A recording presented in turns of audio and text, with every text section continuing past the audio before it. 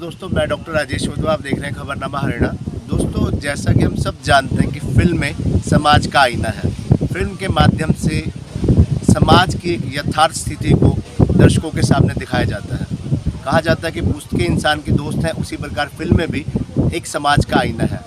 इसी प्रकार फिल्मों के माध्यम से मिस्टर रॉक्सन, जो पिछले कई दशकों से फिल्मी दुनिया से जुड़े हैं, एक उम्दा कलाकार है, निर्माता है, निर्देशक है, कई उम्दा फिल्मों में काम कर चुके हैं।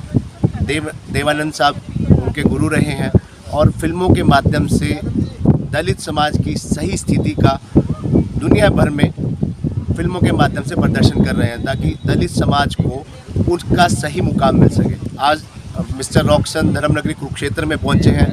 मन में एक डॉक्यूमेंट्री बनाने का भाव है। आज हम उनके साथ बातचीत करेंगे फिल्मों से और उनके समाज से जुड़ी स्थिति के बारे में। नमस्कार सर। नमस्कार सर, मैं सबसे पहले ये जानना चाहूँगा कि आज आप धर्मनगरी कुरुक्षेत्र में पहुँचे हैं, तो कुरुक्षेत्र आने का आपका मुख्य उद्देश्य क्या है? मैं बहुत very happy now because this is Holi land. ये पवित्र भूमि को मैं सैल्यूट करने के लिए आया हूँ खास तौर पर, और मैं बहुत भाग्यशाली हूँ कि इस मिट्टी में मैं बड़ा हुआ हूँ।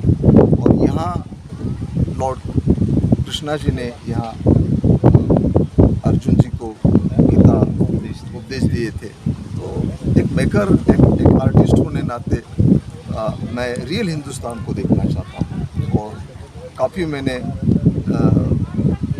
जो स्पिरिचुअल प्लेसेस है उसको मैंने विजिट किया है। ये था कि इसलिए आया। सर, जैसे कुरुक्षेत्र धर्मनगरी, जैसे आपने खुद ही बताया कि यहाँ भगवान श्री कृष्ण ने गीता का उपदेश दिया था, ये कहीं ना कहीं ये भूमि, ये स्थान जो है फिल्म मेकर्स को आकर्षित करता रहा है।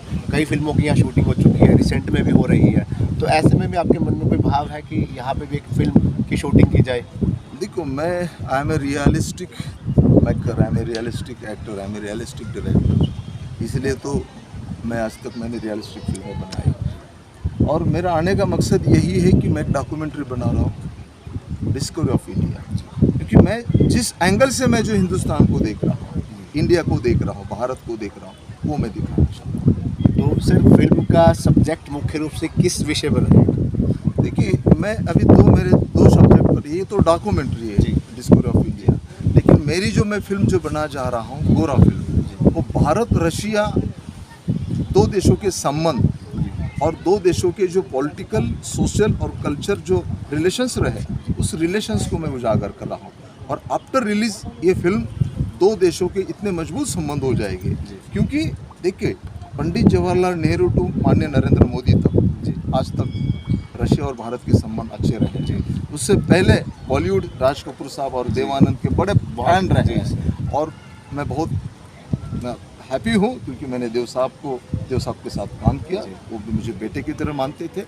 मैंने देव को तो नहीं देखा, लेकिन देवानंद साहब के साथ मैंने काम किया। तो सर, आपने एक अपने समाज की, दलित समाज की एक पूरी स्थिति को पूरी दुनिया के सामने लाने के लिए, उन्हें उनका सही हक दिलाने के लिए आपने एक फिल्म बनाई थी। बहुत मेहनत की, एक लंबा आपने संघर्ष किया और उस फिल्म को बैन कर दिया गया। वो फिल्म अभी तक रिलीज़ नहीं हो पाई। उसका आखिर क्या कारण रहा? देखिए, मैं माननीय नरेंद्र मोदी जी से मैं अपील करना चाहता हूँ, और मैं काफ़ी टाइम मैंने नरेंद्र मोदी जी को अपील किया है, क्योंकि आप कहते हैं मोदी साहब, क्योंकि आप खुद ओबीसी है, खुद एक गरीब यानी कि पुअर फैमिली से आप रिलेटेड है। और जब मैंने ये भी देखा है कि जब आप पहली बार मेंबर ऑफ पार्लियामेंट बने, तो जिस वक्त आप वो सीढ़ियाँ चढ़ रहे थे, तो उसकी मिट्टी अपने माथे पे लगाई थी और उन्होंने कहा कि एक चाय वाले का बेटा आज इस देश का प्रधानमंत्री बना ड्यू टू इंडियन कॉन्स्टिट्यूशन। तो मोदी साहब, मैं आपसे हम्बल रिक्वेस्ट करता हूँ कि ये जो मेरी फिल्म है, एक उड़ान हौसलों से हुई, ये मेरे खून से बनी, उसका कोई बजट नहीं कर सकता। ओके, ये फिल्म SC ST OBC के हक और अधिकार की फिल्म है। ये फिल्म आप कहते हैं ना, सबका साथ सबका विकास, मैं उसमें ये ऐड करना चाहता हूँ, सबका साथ सबका विकास, विकास में आरक्षण और आरक्षण में रोटेशन, तब इस देश के 7000 कास्ट को मौका मिलेगा। मैं ये फिल्म टोटल रोटेशन बेस्ड है। अभी रोटेशन में विदिन 2 मिनट में मैं बताता हूँ। अकॉर्डिंग टू कॉन्स्टिट्यूशन इस देश में 7 पॉलिटिकल सेक्टर है, जैसे ग्राम पंचायत, पंचायत समिति, जिला परिषद, नगर पालिका, महानगर पालिका, विधानसभा, 73-74 जो अमेंडमेंट हो गई, उस अमेंडमेंट की वजह से ग्राम पंचायत, पंचायत समिति, जिला परिषद, नगर पालिका, महानगर पालिका में रोटेशन आ गया। और उसी रोटेशन की वजह से आज हमारा SC ST OBC गांव में प्रधान बन रहा है, जिला पंचायत में चेयरमैन बन रहा है, नगर पालिका में नगराध्यक्ष बन रहा है और महानगर पालिका में मेयर बन रहा है। रॉक्सन और एक उड़ान फिल्म का यही कहना है कि अगर 5 सेक्टर में रोटेशन है तो विधानसभा और लोकसभा में रोटेशन क्यों नहीं। और हम चाहते हैं कि आप OBC है, हमने आपकी आवाज़ उठाई है और मैं भी इस समाज का एक हिस्सा हूँ, क्योंकि ब्लड आखिर ब्लड की तरफ दौड़ता है। तो मेरी मोदी जी से अपील है कि 2024 तक तो कम से कम रोटेशन सिस्टम अमेंडमेंट आप लागू कीजिए। सर, फिल्म को बैन करने की मुख्य वजह क्या रही? देखो, ऐसा है कि एक तरफ मोदी जी जब बॉलीवुड में आए थे, मुंबई में, तो उन्होंने कहा कि भाई फिल्म एक मिरर ऑफ द सोसाइटी और फिल्म मेकर ने ऐसे कहानी लेकर फिल्में बनाना चाहिए। तो मोदी साहब, हमने भी ऐसे ही सब्जेक्ट पर हमने फिल्म बनाए, तो फिर आपने मेरे फिल्म पर बैन क्यों लगाया? फिर करनी और कतनी, आई थिंक ऐसा ही ना, जी। ऐसा ही वर्डिंग है ना। और करनी, हाँ, कतनी और करनी में मुझे थोड़ा डिफरेंस लग रहा है, लेकिन मैं आपका छोटा भाई हूँ। मेरी एक रिक्वेस्ट है कि आप इस फिल्म को अच्छी तरह से आप देख लीजिए। आपकी सरकार है, मेजोरिटी से आपकी सरकार है। जैसे आपने बिना सायास 10% सवर्णों को आरक्षण दिया, हमने उसको अप्रिशिएट किया, मिलना चाहिए। लेकिन ये जो बात है, 100 करोड़ लोगों की आवाज़ को दबाकर आप कैसे राज कर सकते हैं? सर, अक्सर रहता है ना कि फिल्मों में अगर किसी फिल्म में कोई कमी होती है, खामियां होती हैं, पूर्व में भी ऐसा रहा है कि उसको सेंसर बोर्ड द्वारा काट के उस जो पार्ट जहाँ विवाद होता था उसको काट के फिल्म को रिलीज़ कर दिया जाता था। ऐसे में आप सेंसर बोर्ड के साथ भी जुड़े रहे हैं लंबे समय तक। उसके बावजूद भी, क्योंकि आप हर बारीकी को जानते हैं, सेंसर बोर्ड से जुड़ी हो, चाहे राजनीति से जुड़ी हो, चाहे अध्यात्म से जुड़ी हो, उसके बावजूद भी आखिर ऐसा क्या वजह रही कि उस दृश्य को जिसकी आपत्ति थी सेंसर बोर्ड काट के भी रिलीज़ किया जा सकता था? कहीं ना कहीं राजनीति का शिकार है या समाज का शिकार है? रियलिटी से डरती है सरकार, और मैं रियलिटी को मैं उजागर लोगों के सामने। देखो, मैं एक मेकर हूँ, मुझे पैसा कमाना होता तो मैं मुन्नी बदनाम हूँ, शीला की जवानी हूँ, ऐसे फिल्में बनाकर मैं करोड़ों रुपये कमा सकता हूँ। फिर मैंने ऐसी फिल्में क्यों बना, गोराई की फिल्म बना? क्योंकि देखिए ऐसा है, क्योंकि आज दुनिया अच्छे कुछ लोगों की इस पर टिकी है। आज जो दुनिया, हम चाहते हैं कि सरकार उस फिल्म को पॉलिटिकल एंगल से ना देखे, सरकार उस फिल्म को एक सोशल एंगल से देखे, तब आपको पता चलेगा। क्योंकि आप सिर्फ पॉलिटिकली अगर आप देखोगे तो फिर आपको इस फिल्म में वही लॉ एंड ऑर्डर का प्रॉब्लम आ जाएगा, लेकिन वो लॉ एंड ऑर्डर का प्रॉब्लम नहीं है, ये हकीकत है। रॉक्सन नाम का जो कैरेक्टर है, जब लंदन से भारत आता है, वो किस लिए आता है? क्योंकि जब वो टीवी न्यूज़ देखता है कि हरियाणा में 2 बच्चों को जिंदा जला दिया, नोएडा में, यूपी नोएडा में माँ बहनों को निर्वस्त्र किया, शिरडी में एक दलित बच्चे की हत्या की, क्यों? कि उसके मोबाइल पर डॉक्टर बाबा साहब अम्बेडकर की ट्यून थी। तो ऐसे काफ़ी, गुजरात में उनाकांड हुआ, जो राजस्थान में है, यानी कि जम्मू कश्मीर टू कन्याकुमारी तक जो SC ST OBC पर जो हमले हो रहे हैं, उसी को मैंने उजागर किया और मैंने हक मांगा। सर, कहीं आपको लगता है कि जो दलित समाज है, कहीं अभी तक भी इतनी आज़ादी के इतने 75वां अमृत महोत्सव मनाया जा रहा है कि अभी तक भी उनको उनका हक नहीं मिल पाया?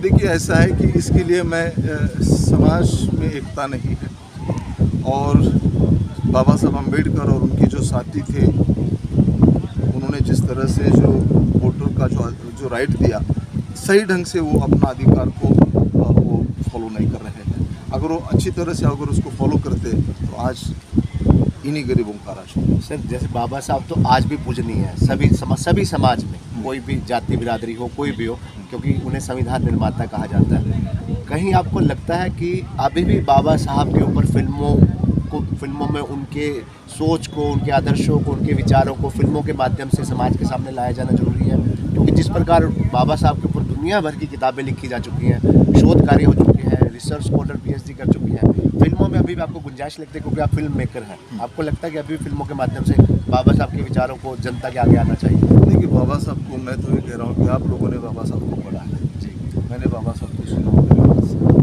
मैं बहुत खुश हूँ, बहुत मैं भाग्यशाली हूँ, क्योंकि मैं वो हूँ शख्स आपके साथ बात कर रहा हूँ जी, डॉक्टर सविता भीमराव अम्बेडकर उर्फ डॉक्टर माई साहेब अम्बेडकर, मैं उनका मानस हूँ। जब माई साहेब अम्बेडकर भूखी और एक 8 बाय 8 के घर में रहती थी, तो कहाँ गई थी काशी, कहाँ गई थी मायावती जी, कहाँ गई थी पासवान जी, कहाँ गई थी दलित लीडर? उस वक्त 95 से मैं एक आंदोलन चला रहा था कि जैसे जो राष्ट्रपति जी का जब डेथ होता है तो उनकी फैमिली को जैसी फैसिलिटी मिलती है वैसी फैसिलिटी डॉक्टर सविता भीमराव अम्बेडकर और माई साहब अम्बेडकर को मिलनी चाहिए। राष्ट्रपति, प्रधानमंत्री, जितने भी दलित लीडर हैं, राज्यसभा, लोकसभा, सभी पॉलिटिकल लीडर को मैंने चिट्ठियाँ लिखी, मैं रूबरू मिला, लेकिन कांग्रेस किसी ने नहीं लिया। आखिर मुझे राष्ट्रपति भवन जाना पड़ा, वहाँ के आर नारायणन साहब से, उनकी सेक्रेटरी से मैं मिला और विदिन 1 मंथ मैंने माई साहब अम्बेडकर को उनकी पेंशन लागू किया कि मेरी इस वर्ल्ड में मेरे हाईएस्ट पेंशन मिले। उससे बड़ा कोई काम नहीं किया।